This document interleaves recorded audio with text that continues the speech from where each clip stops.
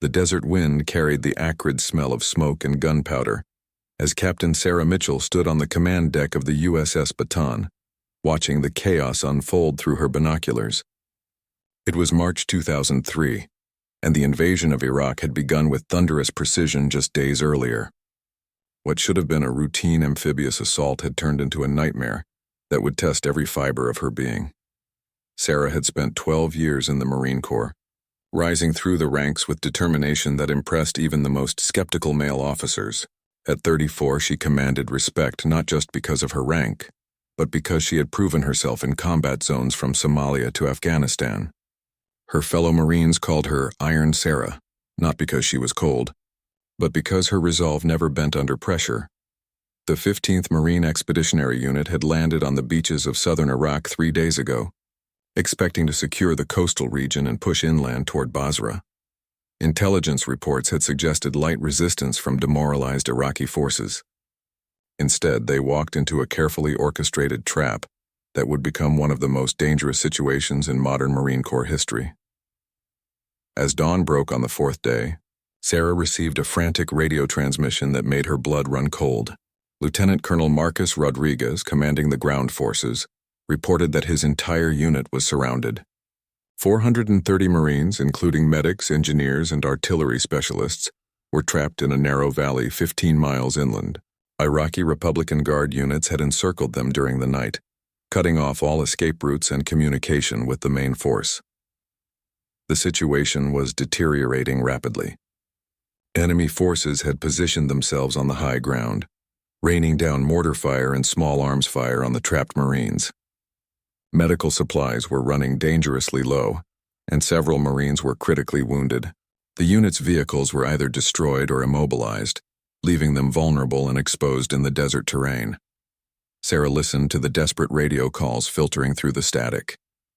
Young Marines, some barely out of their teens, were calling for their mothers as medics worked frantically to save their lives. The sounds of explosions and automatic weapons fire crackled through the speakers, painting a terrifying picture of the hell her fellow Marines were enduring. The Navy brass immediately began discussing extraction options, but every scenario seemed impossible. The enemy had positioned anti-aircraft weapons throughout the area, making helicopter rescue extremely dangerous. A ground assault would take days to organize and would likely result in massive casualties. Some officers suggested waiting for air support to clear the area, but the trapped Marines didn't have days. They had hours at most. As the senior officers debated strategy in the war room, Sarah found herself thinking about the faces of those trapped Marines. She had trained with many of them, shared meals in mess halls, and listened to their stories about girlfriends back home and dreams for the future. These weren't just numbers on a casualty report. They were her brothers and sisters in arms. And they were dying while politicians and generals argued about acceptable risk levels. The radio crackled again with Rodriguez's voice, strain evident even through the poor connection. "We're taking heavy casualties. Request immediate extraction. We can't hold this position much longer."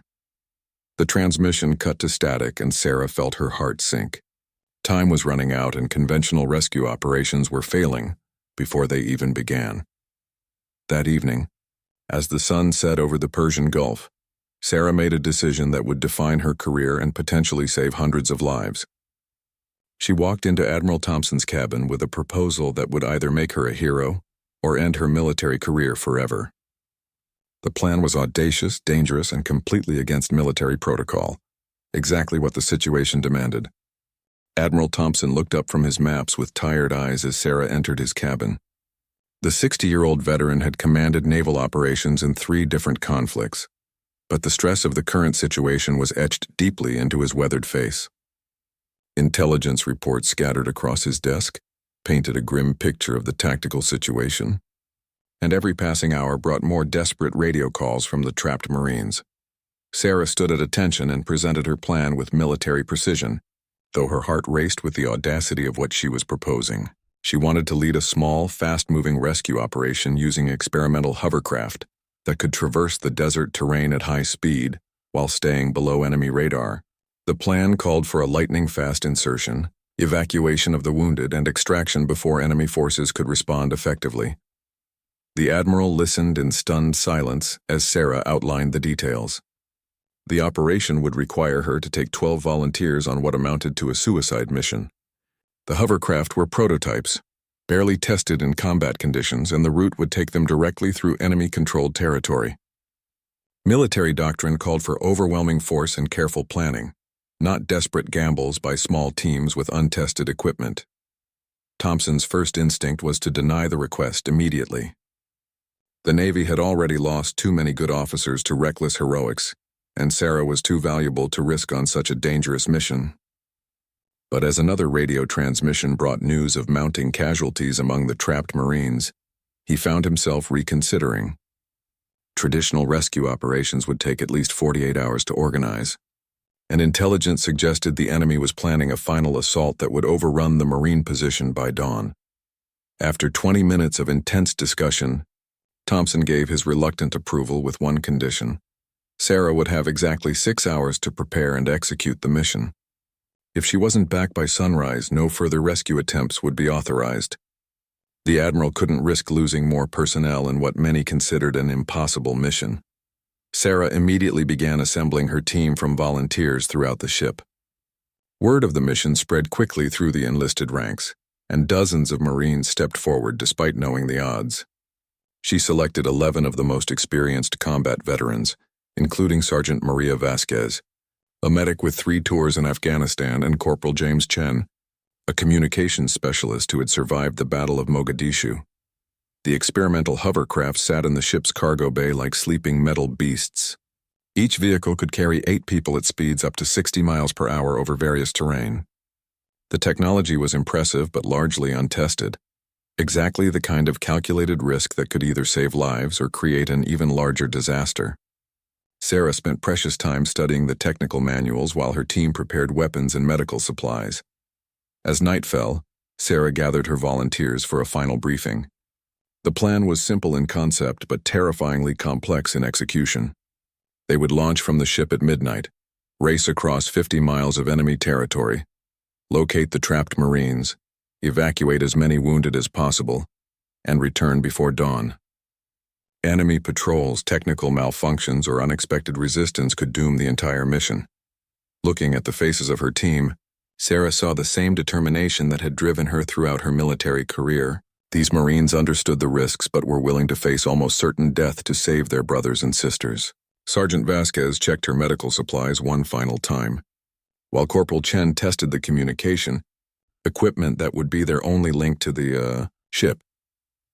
The mission briefing ended with Sarah's simple but powerful words that would later become legendary among Marine units worldwide.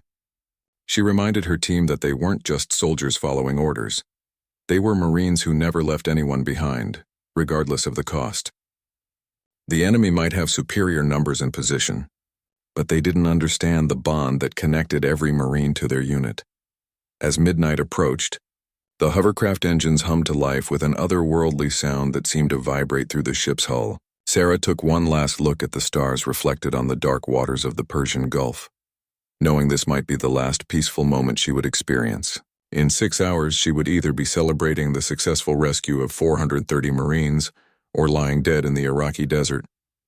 There was no middle ground in the mission she had chosen to undertake. The hovercraft cut through the darkness like ghosts, their fans creating an eerie whisper as they skimmed across the desert sand. Sarah led the formation in the first vehicle, using night vision goggles to navigate the treacherous terrain while monitoring radio chatter from the trapped Marines. The landscape below rushed past in a blur of dunes and rocky outcroppings, each shadow potentially hiding enemy forces.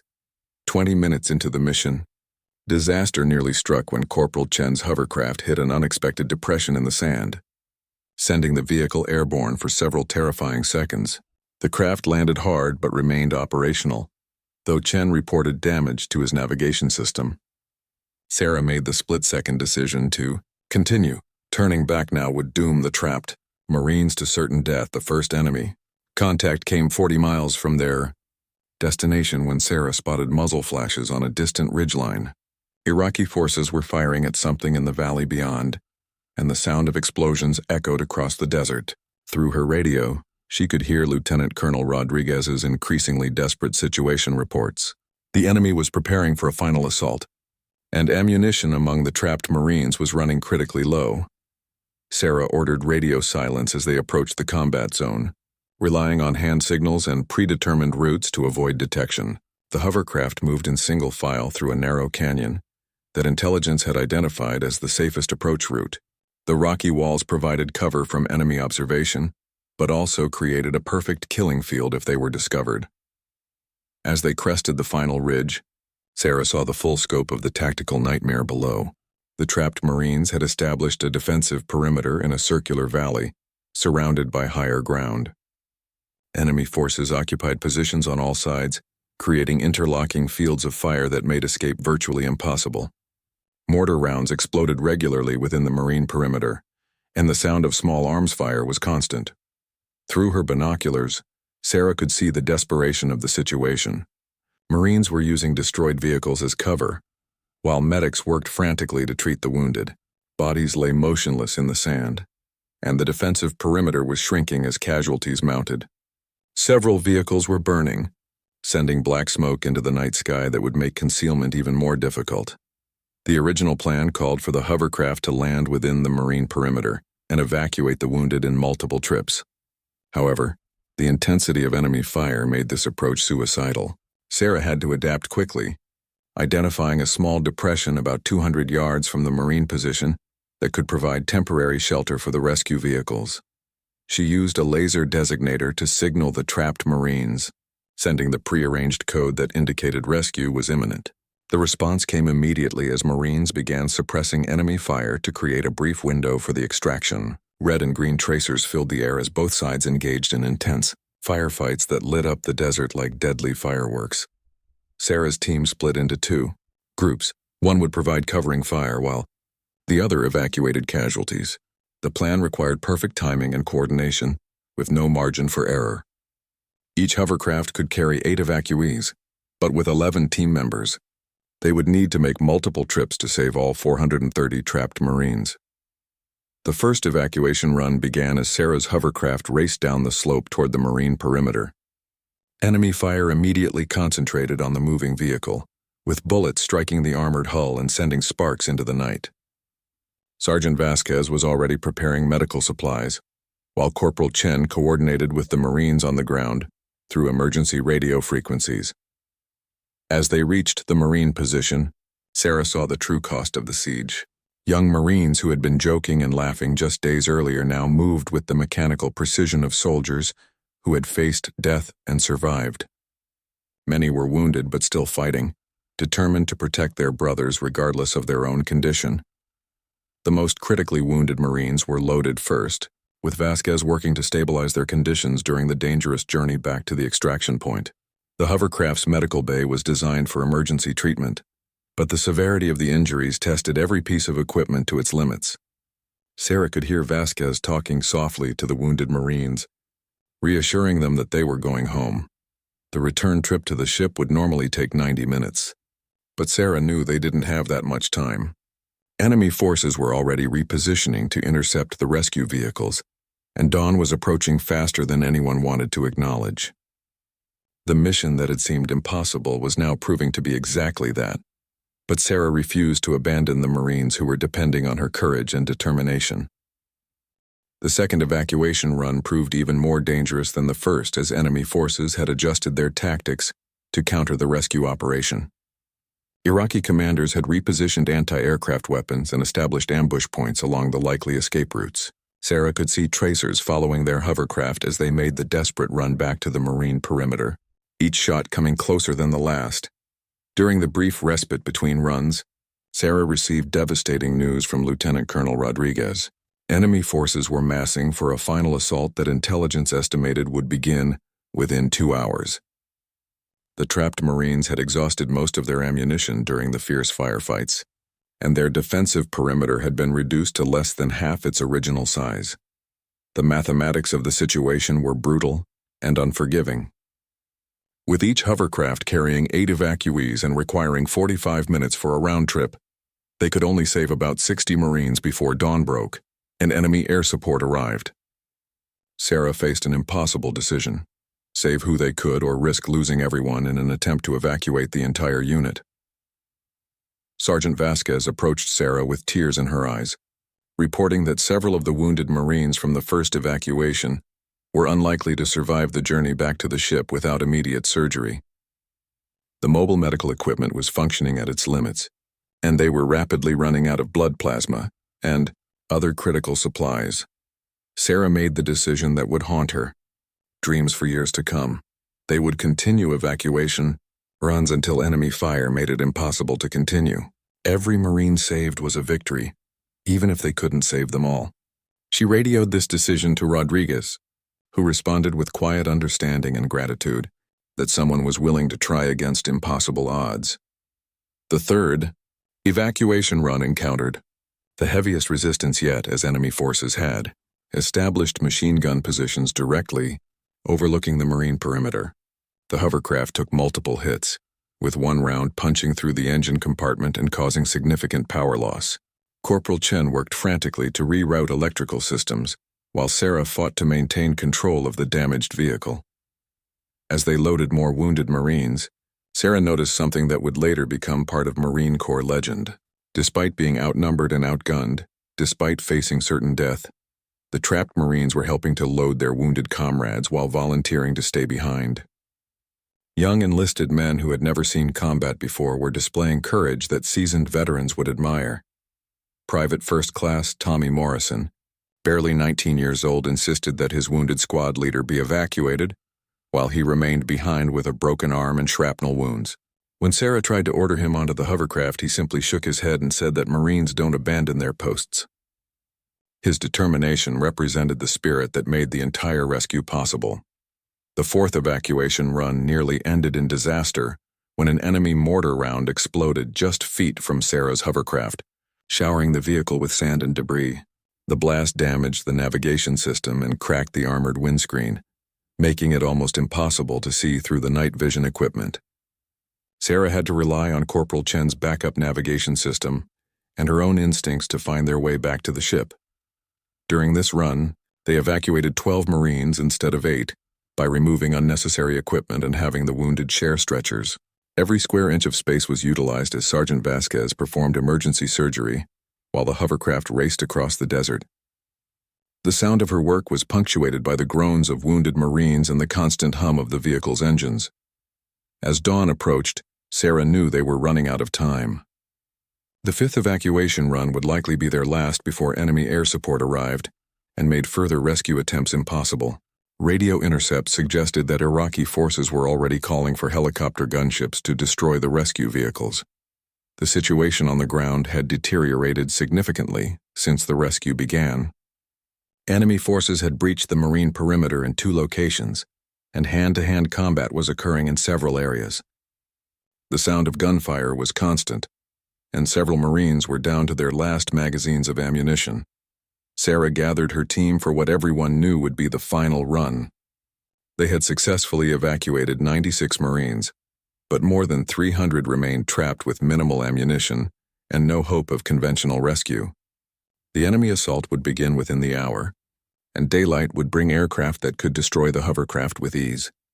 Looking at her exhausted team, Sarah saw the same determination that had driven them through 4 previous runs.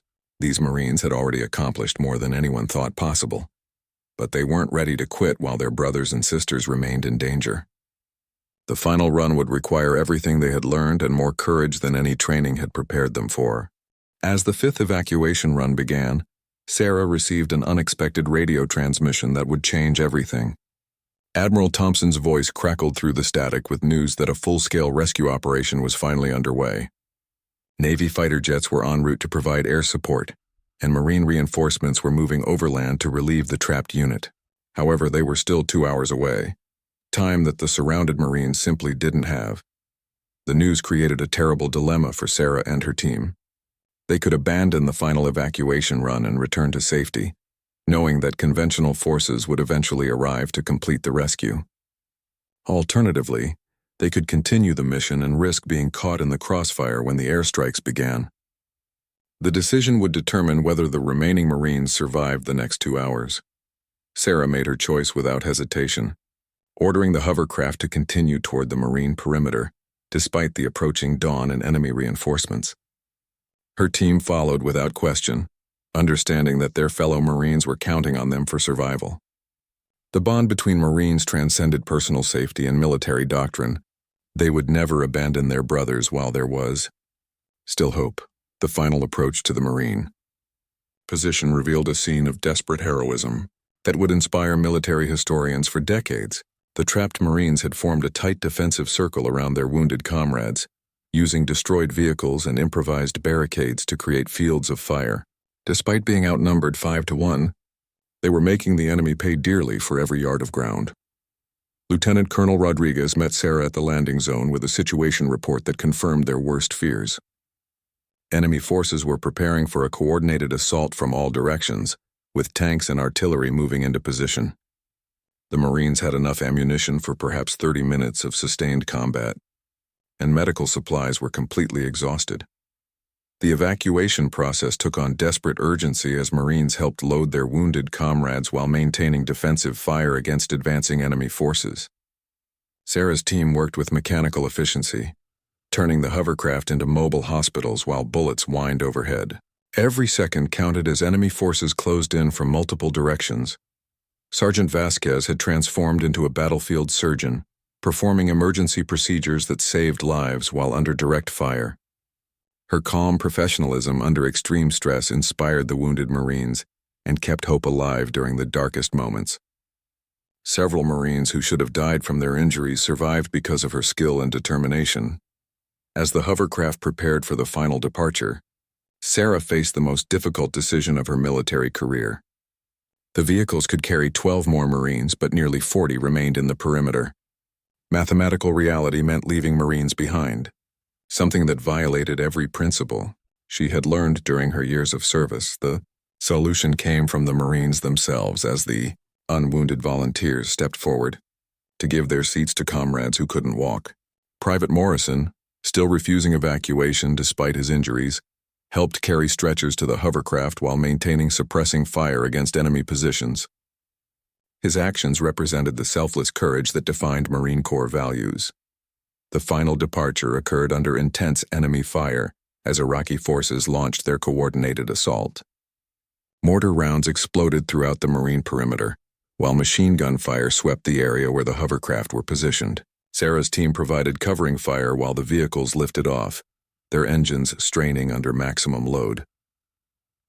During the chaotic evacuation, Corporal Chen was struck by shrapnel from an exploding mortar round.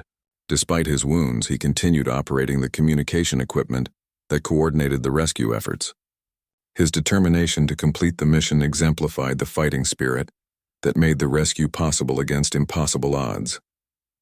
As they departed the combat zone, Sarah could see enemy forces overrunning the Marine perimeter behind them. The remaining Marines had formed a final defensive line around the casualties who couldn't be moved, preparing for a last stand that would become legendary in military history. Radio transmissions from the ground revealed their desperate situation but unwavering resolved the race back to. The ship became a nightmare of mechanical failures, and enemy pursuit as Iraqi forces attempted to prevent the rescued Marines from reaching safety. The overloaded hovercraft struggled to maintain speed while enemy helicopters appeared on the horizon, racing to intercept the rescue vehicles before they could reach the protection of Navy air support. Sarah pushed her damaged hovercraft to its absolute limits, knowing that the lives of 12 Marines depended on reaching the ship before enemy aircraft arrived. The engine temperature gauges showed critical readings while various systems failed under the stress of combat operations and maximum loading. Failure now would doom everyone aboard to death or capture in the hostile desert. The final 30 minutes of the rescue mission became a desperate race against time and enemy aircraft as Sarah's damaged hovercraft limped toward the USS Baton. Black smoke poured from the overheated engines while sparks flew from damaged electrical systems. The 12 rescued Marines lay crowded in the medical bay, some barely conscious but all alive thanks to Sergeant Vasquez's tireless medical care. Behind them, the sound of intensive combat grew louder as Navy fighter jets engaged enemy forces around the trapped Marine perimeter. The airstrikes had arrived just in time to prevent the complete overrun of the defensive position, but radio transmissions revealed that many Marines were still in desperate situations. Sarah's rescue mission had saved 108 lives, but the cost of leaving others behind weighed heavily on her conscience. Corporal Chen, despite his shrapnel wounds, maintained communication with both the ship and the ongoing combat operation. His reports allowed Navy commanders to coordinate air support more effectively while tracking the progress of the rescue hovercraft. The professionalism he displayed while wounded exemplified the dedication that made the entire mission possible. As they approached the ship, Sarah could see medical teams preparing to receive the wounded Marines. The USS Baton's flight deck had been converted into a mobile hospital with surgical units standing by to treat the most critical cases. Every medical professional aboard was ready to continue the life-saving work that Vasquez had begun in the desert. The landing proved almost as dangerous as the combat mission itself as the damaged hovercraft struggled to maintain control in the final approach. One engine failed completely just as they reached the ship, sending the vehicle into a violent spin that Sarah fought to control. The landing was hard but successful, with Marines immediately rushing to evacuate the wounded from the smoking vehicle. As medical teams took over care of the rescued Marines, Sarah learned the final outcome of the larger rescue operation. Navy air support had successfully broken the enemy siege, allowing Marine reinforcements to reach the trapped unit after 6 hours of additional fighting. All surviving Marines were eventually evacuated. Though the casualties were significant, the official casualty report showed that 67 Marines had been killed during the siege, with another 89 wounded seriously enough to require extended medical treatment. Sarah's rescue mission had directly saved the lives of 108 Marines who would have died without immediate medical attention. The psychological impact of knowing that rescue was possible had helped sustain the morale of the entire trapped unit. Lieutenant Colonel Rodriguez was among the survivors, though he had been wounded twice during the final enemy assault. His leadership during the siege became the subject of military studies, and he credited Sarah's rescue mission with providing hope during the darkest hours. The knowledge that fellow Marines were risking their lives for rescue had inspired his unit to continue fighting against impossible odds. Private Morrison survived his wounds and was awarded the Silver Star for his actions during the siege. His refusal to be evacuated while wounded Marines remained behind became a legendary example of Marine Corps values. Years later, he would credit Sarah's courage with inspiring his own actions during the crisis. The experimental hovercraft used in the rescue mission were eventually adopted by the military after extensive modifications based on lessons learned during Sarah's operation. The technology proved invaluable for rapid medical evacuation in areas where traditional aircraft couldn't operate safely. Sarah's tactical innovations became part of military doctrine for similar rescue operations. Admiral Thompson later wrote in his official report that Sarah's mission represented the finest example of Marine Corps values under extreme combat conditions. Her willingness to risk everything for fellow Marines exemplified the brotherhood that made the Corps effective in the most dangerous situations. The rescue operation became a case study taught at military academies worldwide. Sarah herself was awarded the Navy Cross for her actions, though she insisted that every member of her team deserved equal recognition. In her acceptance speech, she emphasized that the mission succeeded because of the collective courage of Marines who refused to abandon their brothers and sisters. The bond between Marines, she said, was stronger than enemy fire or impossible odds. 20 years later, Sarah retired as a brigadier general, having inspired a generation of Marine officers with her example of leadership under pressure. The rescued Marines went on to successful military careers, many crediting their survival to the courage of a woman who refused to leave anyone behind. The siege and rescue became known as the Battle of Al-Qidr Valley, forever remembered as a testament to Marine Corps values and the power of never giving up on fellow warriors.